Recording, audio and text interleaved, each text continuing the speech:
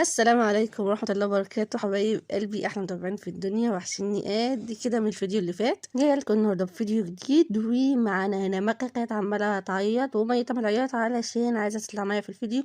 ومكة لما بتطلع معايا في اول الفيديو بيوقف، التعليقات بتقف من عليه. مش عارفه اليوتيوب بيعمل لنا كده ليه.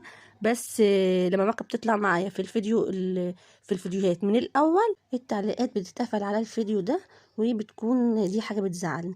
المهم نرجع للموضوع بتاعنا. النهارده بقى هعمل فيديو كان اتطلب مني، وكمان انتوا لقيتكم بتحبوا الفيديوهات دي، وكمان لقيت مشاهدات عليها عالية ما شاء الله. ايوه كده. اسفة اللي صوتي شكله تعبان، انا فعلا تعبانة الايام دي وشكلي مرهق. شايفين دي يعني شكلي، وتحت عيني اسمر خالص من قلة النوم، مش بعرف انام الايام دي. ربنا يا رب معايا ومع الجميع ومع كل اللي زي يا رب، ويقوم كل حامل ويرزق كل مشتاق يا رب العالمين، ويحقق لكم كل اللي انتوا بتتمنوه، ويجعلكم كده فرحانين دايما وفي خير وفي سعادة، ويبعد عندكم كل شر. وهنا بقى برضو ما بطلتش عياط. شوفوا. لازم ت... لازم تصوروا معايا. بتحب تصوروا معايا او بتحب الفيديوهات اللي انا بعملها. عايزه اقول لكم بقى ما تنسوش الاشتراك لو انتوا لسه ما اشتركتوش في القناه اول مره تشوفوني، واللايك يا حلوين. وعايزه لايكات حلوه زي الفيديو اللي فات كده، علشان اتشجع واعمل لكم فيديوهات حلوه زي ما انتوا بتطلبوها مني. وبقرا كل التعليقات بتاعكم وبتفرحني جدا. تسلموا لي يا رب. يلا بينا نبدا الفيديو بتاعنا، اللي هو مشتريات البيبي او التجهيزات، وجبت ايه للبيبي وجبت ايه مشتريات. وهقول لكم كمان واحنا بنصور الفيديو مع بعض، هقول لكم تجيبهم ايه، والبيبي في الوقت ده هيلبس كام قطعه، لان في اسئله كتير وبشوفها على الجروبات وكده. واحدة داخلة على ولاده ومش عارفة البيبي في الوقت ده يلبس ايه، وفي الجو ده، الجو اللي احنا فيه ده جو لا مؤاخذة، جو خريفي، فلازم ناخد بالنا. وكمان تاخدي ايه معاكي هدوم للبيبي زي ايه كده وانت رايحه المستشفى. انا صورت لكم الفيديو اللي فات، صورنا مع بعض تحضير الشنطه، وهحط لكم اللينك تحت في صندوق الوصف. فيديو خفيف وجميل وكمان هيفيدك. يلا بينا نشوف احنا جايبين ايه مع بعض، وايه المشتريات اللي انا جبتها للبيبي وكده لحد دلوقتي. الفيديو ده المفروض ينزل وبعدين الفيديو بتاع تجهيزات الشنطة. بس الفيديو بتاع تجهيزات الشنطة اللي انا خلصته الاول وخلصت شغل الاول المنتجة وكده، فنزلته علشان ما تأخرش عليكم في الفيديوهات. فلما ده خلص نزلته لكم على طول، مش مشكلة بقى. فانتم ايه علشان تبقوا واخدين بالكم، فلازم كنت ايه انزله واظبطه وكده. اول حاجه جبتها جبت الداخلي بقى، الداخلي زي ما انتوا شايفين، والبنطلون ده كان صغنن كده بحبه قوي. البناطيل اللي انا جايباها او البناطيل اللي هي بتكون حديث الولاده القطنيه، اللي هي دي البيضه دي اصغر حاجه، فشايفاها برضو بتكون كبيره على حديث الولاده. فالبنطلون البنبي ده من ايام مكه، صغنن كده وبحبه بصراحه، فحطيته في وسط الحاجات اللي انا جايباها. اللي انا جبت ده كان 6 بناطيل، 6 بناطيل ابيض داخلي حديث الولاد. هما بيكونوا اكبر وكده وواسعين، بس الاستك بتاعه صغنن بصراحه. ممكن يتنى من تحت تانية واحده ولا حاجه كده علشان هيكون طويل، بس هيقضيها يعني هيقضي اي بيبي لحد ايه، لحد الشهرين. وجبت ايه تاني، اللهم صل على النبي، مش عارفه اطلع من الشنطه ومش عارفه اطلع، مش عارفه اصور وانا ماسكه تليفون وبطلع الحاجه وكده. قاعده عند ماما بقى وكنت بصور لوحدي.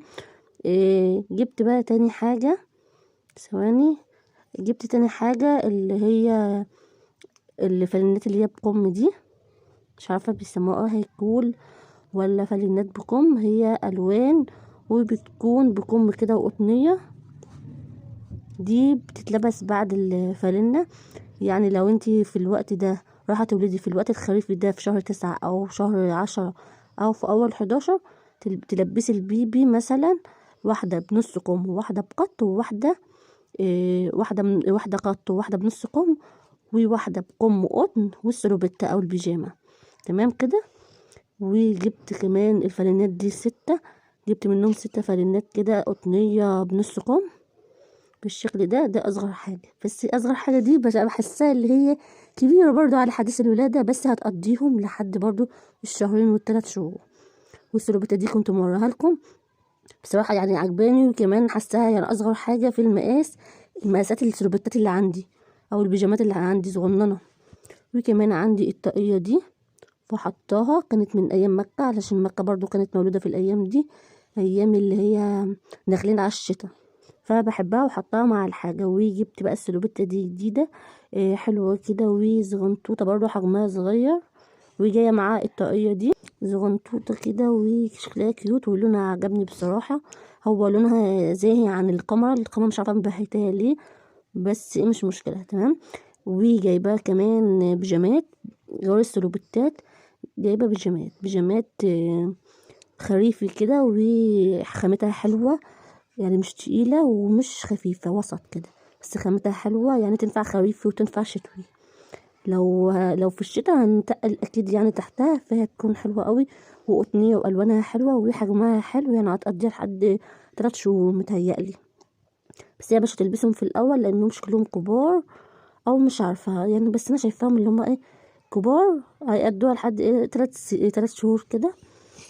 وجايبه منها البامبا، وجبت منها اللون اللي هو اللبني ده، لونه حلو جدا، الوانها حلوه كده، وحاجات في قمه الكياده. الحاجات الصغيره دي بحبها قوي، فرحانه بيهم قوي، ويا رب تيجي بالسلامه النونه بتاعتنا وتلبسهم في الهنا يا رب، ويبارك لي فيهم يا رب واشوفهم احسن الناس. دي بقى السلوبيتا دي تيتا اللي جايباها لها، اللي هي مامتي، وبتقولي ما بحبش اسبق الاحداث واجيب حاجه يعني قبل المولود ما يجي، بتحب تجيب بعد المولود لما يجي. بس عجبتها وجابتها، يعني ايه ممكن تقضيها الشتاء، والشتاء داخل علينا فهتكون كويس. المجموعة دي بقى كله بيسألني عليها، أول لما شافها كل اللي شاف المجموعة دي بيسألوني عليها، بيقولوا لي هي نوعها كويس والمكونات بتاعتها فيها قد ايه، لأن المكونات شفنا كذا مجموعة المكونات بتاعتها مختلفة عن التانية يعني. فالمجموعة دي نوعها نونو، ونونو ده نوع حلو كنت بستخدمه في مكة، فنوع كويس جدا، استخدمته بعد جانسون، وده سعره حلو، يعني متهيألي المجموعة دي ب175 أو ب180 حاجة في الرينج ده. والمكونات بتاعتها حلوة، واللي ناقص فيها جبته من الصيدلية زي مثلا البودرة والكريم بتاع الحفاض والحاجات دي تمام. دي المكونات بتاعتها، فيها سائل استحمام، ده سائل استحمام الأزرق ده، والعبوة عاملة 50 ملي، صح مش ده 50 ملي يعني، عبوة وسط مش صغيرة ومش كبيرة. في عبوات في مجموعة تانية بتكون أصغر من كده، دي بتكون بقى ايه حاجات اللي هي بتاع المستشفى بس غير بتاع البيت. ودي كولونيا، اللي هي الكولونيا برفان يعني، ريحته بريحة عبير مش عارفة والله، بس مكتوب عليها كده عبير او عنبر، مكتوب مش واخدة بالي تمام. وتالت حاجة 2 في 1 شامبو بلسم تمام، والتاني كان اول واحد الازرق كان سائل استحمام للجسم وكده زي الشامبو زي الشاور. وده الزيت ده ريحته حلوة، ريحته مش عايزة اقول لكم يعني ريحته حلوة. تاني واحد عجبني ريحته بعد جونسون. في الحاجات اللي انا استخدمتها بصراحة دي للجسم ومرطب للجسم، وكمان مش عارفة بتحط على الشعر ولا لا، اكتبولي في التعليقات. بس انا كنت بحطه على الجسم لجسم مكة وكده، وكنت للترطيب عشان الجسم ما ينشفش. وكمان كنت جايبة بتاع جونسون للشعر، كنت بقول لكم ده سائل استحمام تمام، وده شامبو بلسم، وده شامبو بس مكتوب عليه شامبو بس اهو. يعني الاتنين نفس النتيجة، يعني نفس الحاجة. ممكن نخلص واحد وما نستخدمش الاتنين في وقت واحد، يعني نخلص واحد والتاني هيبقى نفس الاستخدام. عايزه اقول لكم اللي ريحتهم حلوه قوي العبوات دي، ونوع كويس قوي وعلى قد الايد وملوش اي اضرار ولا بيعمل حاجه ولا بينشف الشعر ولا الحاجات اللي احنا بنسمعها دي. لا انا استخدمتها وكانت كويسه جدا معايا. وجبت كمان علبه المناديل اللي هي مبلله دي تمام، جبتها نوع ده، وجبت كمان علبة مناديل ورقية. كنت ناسياها فجبتها اخر حاجة. كنت عايزة اجيب نوع تاني، نوع نضيف، بس لقيت ده عند بتاع الجملة اللي انا بجيب منه.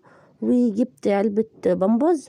اللي بيسألهم بقى بشوف فيه تعليقات كتير وفي اسئلة كتير على الجروبات بتاع المامي وكده، اللي هي نجيب اي نوع بامبرز لحديث الولادة، اي نوع احسن. وانا سألت فكله قال لي بيبي جوي احسن من مفلكس، او مش عارفه انه ايه اللي هو تاني احسن حاجه.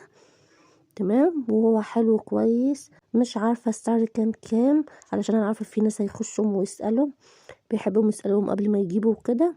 باين ب250 او ب260 حسب اللي انت راح تجيبي من عنده. وكمان احسن حاجه اللي هو فيه فتحه في السعر وكده.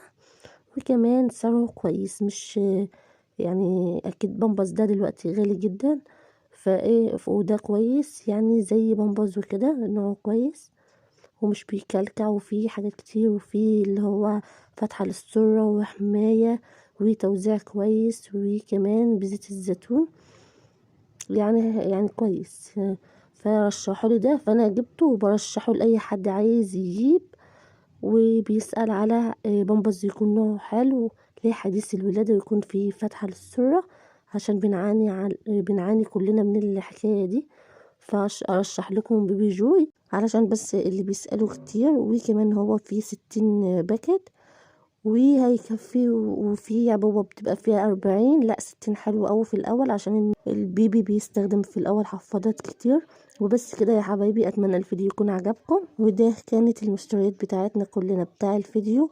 وفي حاجات تانية بس كانت في البيت، دي اللي انا جبتها معايا عند ماما. في مشتريات تانية في شقتي. متنسونيش بقى في اللايك يا حبايب قلبي، والاشتراك لو انتوا اول مرة تشوفوا فيديوهاتي، وتعليق حلو منكم كده علشان انزل لكم فيديوهات كتير. التعليقات بتاعتكم بتعجبني كلها وبتشجعني. اتمنى بقى ان الفيديو يكون عجبكم وكان خفيف عليكم واستفدتم منه. ادعوا لي كتير في التعليقات، والسلام عليكم ورحمة الله وبركاته. اشوفكم في فيديو جديد على خير.